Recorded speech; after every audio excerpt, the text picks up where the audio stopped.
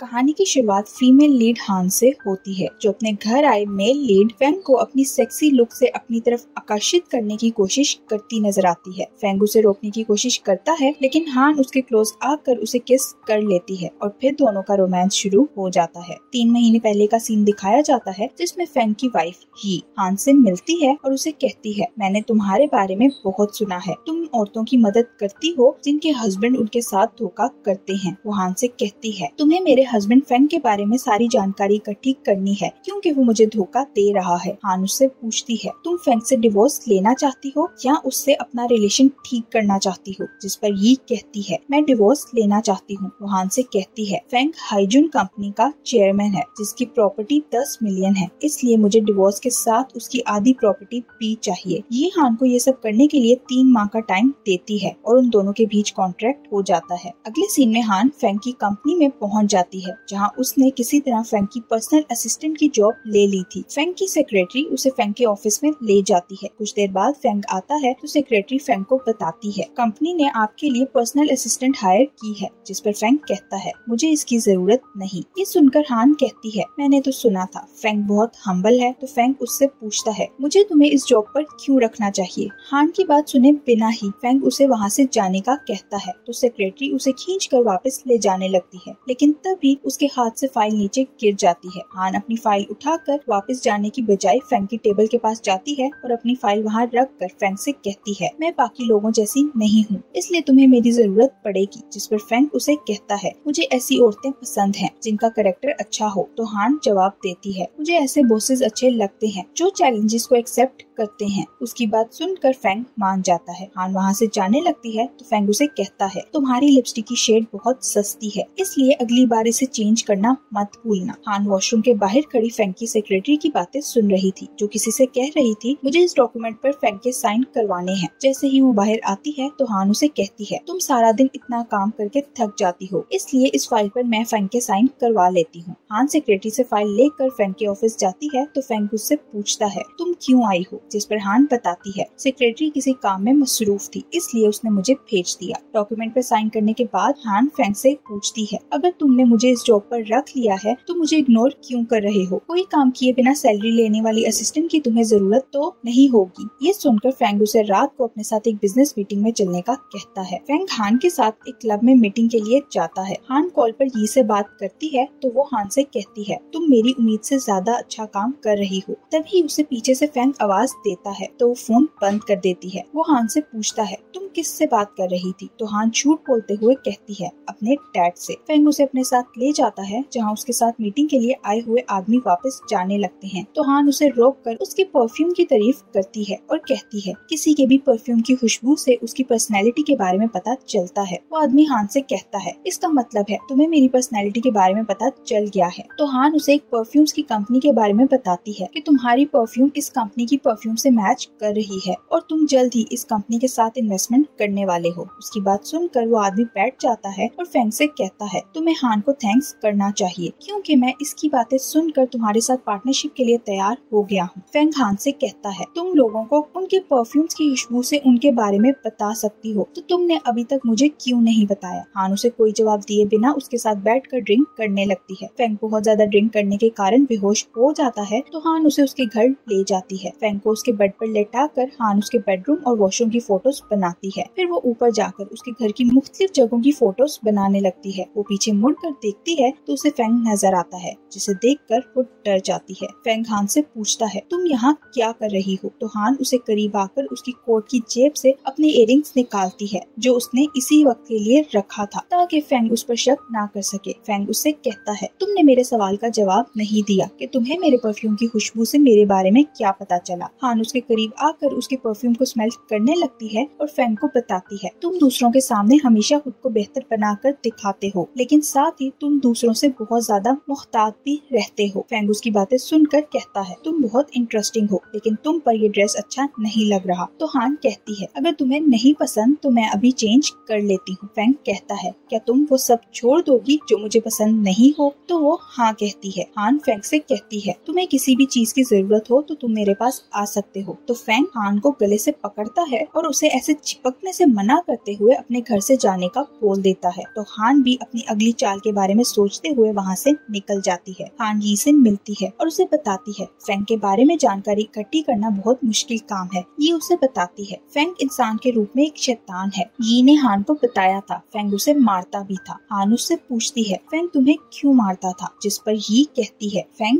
एक धोखेबाज इंसान है जिसने अपना असल चेहरा दूसरों से छुपा रखा है। वो कहती है फेंग को मुझसे ज्यादा कोई नहीं जानता। हान उसे कहती है जब फेंग तुम्हें मारता था तो तुम्हें पुलिस को बताना चाहिए था, जिस पर यी कहती है कौन विश्वास करेगा कि फेंग जैसा पावरफुल और अच्छा नजर आने वाला इंसान किसी को भी मार सकता है। हान उसे तसल्ली देते हुए कहती है मैं उसके बारे में सारे सबूत इकट्ठे करके रहूंगी। अगले सीन में हान फेंग के ऑफिस जाती है तो वहाँ उसे फेंग की बजाय कोई और लड़का नजर आता है। वो लड़का हान की तरफ मुड़कर देखता है तो उसे पता चलता है ये फेंग का अंकल और हाइजून ग्रुप का प्रेसिडेंट लिन है। तभी वहाँ फेंग भी आ जाता है। हान उन दोनों को चाय सर्व करती है तो ली फेंग से कहता है हान तो बहुत सुंदर है। फेंग उससे पूछता है तुम क्या चाहते हो। लिन कहता है मैं ये कह रहा हूँ तुम्हारे यी के अलावा दूसरी किसी औरत से भी बच्चे हो सकते हैं। तो फेंग कहता है यी अभी तैयार नहीं है। लिन के जाने के बाद हान फेंग के पास जाता है तो वो कहता है लिन तुम में बहुत इंटरेस्टेड है। हान कहती है लिन का तो पता नहीं लेकिन तुम मुझ में इंटरेस्टेड हो। वो फेंग से कहती है तुम्हारे जैसे लोग जो अपनी वाइफ और बच्चों पर ध्यान नहीं देते उनके लिए शादी की कोई इम्पोर्टेंस नहीं होती, लेकिन एक औरत के लिए शादी ही सब कुछ होती है। तुम्हारी शादी तो टूट चुकी है। जिस पर फेंग उसे कहता है तुम्हें मेरी फैमिली के बारे में इतना कुछ पता है जिसका मतलब है तुम्हें मुझ में इंटरेस्ट है। हान उसके करीब जाती है और उसे कहती है मैं एक मिस्ट्रेस को छुपाने में तुम्हारी मदद कर सकती हूँ। फेंग उसे सख्ती से पकड़कर अपने क्लोज करते हुए कहता है तुम अपनी लिमिट्स क्रॉस कर रही हो, लेकिन जब तुम मुझे अच्छे से जान जाओगी तो मेरे करीब आने से भी डरोगी। हान कहती है मैंने तुम्हें बताया था मुझे चैलेंजेस एक्सेप्ट करना अच्छा लगता है। हान फेंग के साथ एक रेस्टोरेंट में जाती है। फेंग हान को छोड़कर अपने बिजनेस पार्टनर से मिलने जाता है तो हान के पास एक लड़की आती है और उसे थप्पड़ मारती है। हान भी उसे थप्पड़ मारकर हिसाब पूरा कर लेती है और उसे कहती है मुझे याद है तुम किसी की मिस्ट्रेस थी और मुझे तुम्हारे लेफ्ट कंधे पर उस चोट का निशान भी याद है जो तुम्हें किसी की मिस्ट्रेस होने की वजह से सहन करना पड़ा था। वो लड़की हान से कुछ कहने की कोशिश करती है लेकिन हान उसकी बात सुने बिना उसे कहती है अगर तुमने अपना मुंह किसी के सामने खोलने की कोशिश की तो तुम ज्यादा दिन इस शहर में नहीं रह पाओगी। तभी वहाँ फेंग भी आ जाता है जिसने हान को उस लड़की के साथ लड़ते देख लिया था। फेंग हान के साथ अकेले में बात करते हुए उसे कहता है तुम्हें किसी लड़की को मारते देखकर मुझे अच्छा लगा। जिस पर हान उससे पूछती है क्या तुम किसी लड़की पर हाथ उठा सकते हो। फेंग कहता है लड़कियां सिर्फ प्यार करने के काबिल होती हैं। उसकी बात सुनकर हान सोचने लगती है फेंग की असलियत क्या है, वो जो यी ने बताई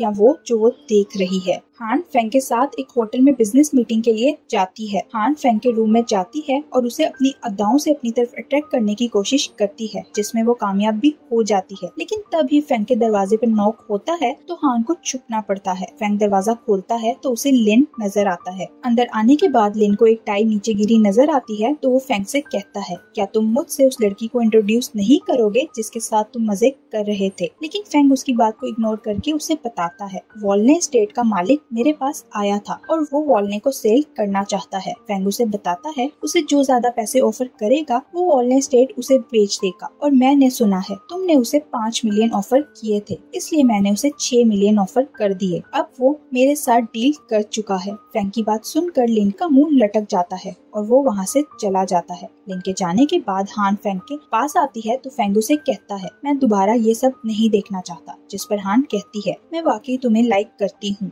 फेंग उसे कहता है अगर मुझे तुम्हारी असलियत के बारे में पता चला तो तुम्हें अच्छा नहीं लगेगा। लेकिन हान को इस बात की चिंता नहीं थी। फेंग हान को अपने रूम से जाने का कहता है तो हान बाहर आ जाती है, लेकिन बाहर उसे लिन नजर आता है जिसने उन दोनों की बातें सुन ली थी। हान उससे पूछती है तुम यहाँ क्या कर रही हो। तो लिन कहता है मुझे लगा था तुम्हें बस चेस खेलना आती है, लेकिन तुम तो अपना ब्यूटी कार्ड भी बहुत अच्छे से यूज करती हो। हान उसकी बातों को इग्नोर करती है तो लिन कहता है फेंग किसी पर तरस नहीं खाता, लेकिन मैं उसके जैसा नहीं हूँ। हान वहाँ से जाने लगती है लेकिन लिन उसे खींचकर अपने क्लोज कर लेता है और तभी वहाँ फेंग आ जाता है। फेंग लिन को धमकी देते हुए कहता है क्या तुम चाहते हो मैं ऑफिस में सबको बता दूं कि तुम मेरी असिस्टेंट को रेप करने की कोशिश कर रहे थे। ये सुनकर लिन हान को छोड़ देता है। फेंग हान को अपने साथ ले जाता है और कहता है अब तुमने लिन को भी अपनी तरफ अट्रैक्ट करना शुरू कर दिया है। जिस पर हान उसे कहती है, तुमने ही मुझे कहा था, मुझे नहीं भूलना चाहिए मैं कौन हूँ। फेंग उसे कहता है,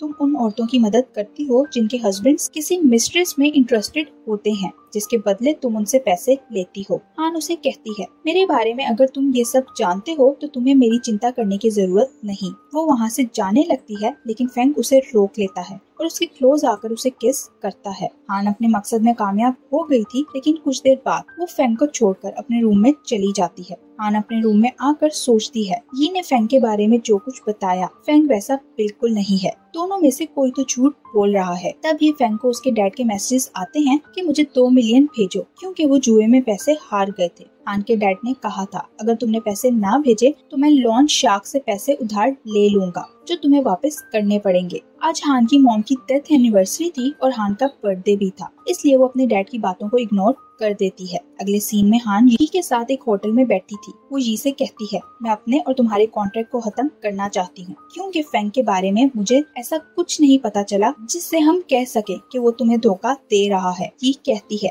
फेंग बहुत अच्छा ड्रामा करता है, इसलिए अभी तक तुम्हें उसके बारे में कुछ पता नहीं चला। जिस पर हान कहती है, मैं अब तुम्हारे लिए काम नहीं कर सकती। यी उसे कहती है, मैं तुम्हें डबल पैसे देने के लिए तैयार हूँ, लेकिन हान मना कर देती है। यी हान के सामने उसकी और फेंग की कुछ फोटोज रखती है, जिसमें वो दोनों एक दूसरे को किस कर रहे थे। हान ये फोटोज देखकर शॉक्ड हो जाती है। ये उसे कहती है, तुम भी फेंग की तरह झूठी हो और अब तुम फेंग के क्लोज होना चाहती हो। ये कहकर वो हान के मुंह पर ड्रिंक फेंक देती है और हान से कहती है, तुमने खुद इस लड़ाई में हिस्सा लिया था, लेकिन अब तुम मुझे बिना कोई फायदा दिए इसमें से निकलना चाहती हो। तुम्हारे डैड ने लोन शार्क से 5 मिलियन उधार लिए हैं, लेकिन अगर वो वापस ना कर सके तो जो भी होगा उसकी जिम्मेदार तुम होगी। उसकी बात सुनकर हान डर जाती है और उससे पूछती है, तुम क्या चाहती हो? तो ही कहती है, मैं फेंग से कंपनी छीनना चाहती हूँ, क्योंकि वो कंपनी मेरी है और इसमें मुझे तुम्हारी मदद की जरूरत है। वो हान से कहती है, तुम्हारी और तुम्हारे डैड की किस्मत अब तुम्हारे हाथ में है। फिर हान को परेशान छोड़कर वहाँ से चली जाती है। कुछ देर बाद हान भी वहाँ से चली जाती है, लेकिन गराज में जाते ही उसे ही एक लड़के के साथ कार में बैठी नजर आती है। वो दोनों एक दूसरे को किस कर रहे थे। हान मौके का फायदा उठाकर उसकी फोटोज बना लेती है और सोचने लगती है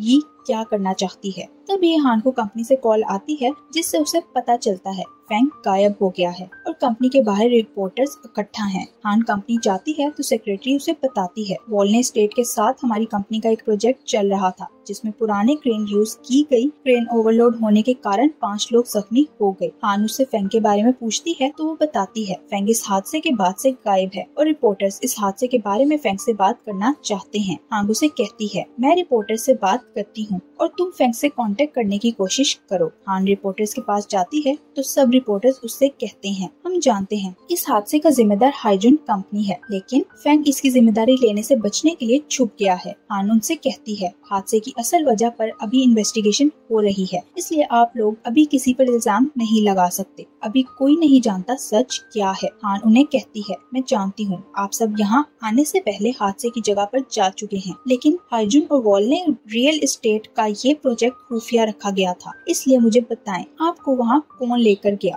वो उन्हें धमकाते हुए कहती है, हाइजुन की लीगल टीम इस प्रोजेक्ट की न्यूज को लीक करने वाले के बारे में इन्वेस्टिगेशन करेगी। दूसरी तरफ लिन हान की रिपोर्टर्स के साथ होने वाली बातें सुन रहा था। वो फेंग के बारे में सोचता है कि तुमने मुझसे वॉलने छीन ली, इसलिए अब मैं तुम्हें बर्बाद कर दूंगा। फेंग हॉस्पिटल जाता है, जहाँ हादसे की जगह पर काम करने वाले लोग फेंग को बातें सुनाते हुए उससे अपने पैसे मांग रहे थे। फेंग उनसे कुछ कहने की कोशिश करता है, लेकिन कोई भी उसकी बात नहीं सुनता। हान उनके पास जाकर उन लोगों को रोकने की कोशिश करती है, तभी एक आदमी पीछे से आकर हान पर हमला करने लगता है, लेकिन फेंग उसके सामने आ जाता है तो वो आदमी उसके सर पर एक पत्थर मारता है, जिस कारण फेंग बेहोश हो जाता है। हान उसकी बैंडेज करवाकर उसे घर ले जाती है, जो अभी तक सो रहा था। हान फेंग की अलमारी में एक फाइल ढूंढती है, जो फेंग और यी की डिवोर्स की फाइल थी। ये देखकर हान को पता चलता है फेंग और यी के बीच डिवोर्स बहुत समय पहले ही हो गया था, जिस पर हान को काफी गुस्सा आता है कि यी ने उससे झूठ बोला था। हान फाइल अलमारी में रख कर पीछे मुड़ती है तो उसे सीढ़ियों पर खड़ा फेंग नजर आता है, जो उसी को देख रहा था। हान उसे बताती है हाइजुन का वाइस प्रेसिडेंट जी यी के साथ है। वो फेंग से कहती है, मैंने तुम्हें इसलिए नहीं बताया क्योंकि यी ने मुझे धमकाया था कि अगर मैंने ऐसा कुछ किया तो वो मेरे डैड को मरवा देगी। फेंग उसे कहता है, मैं तुम्हारे डैड का कर्जा वापस करने में तुम्हारी मदद करूंगा,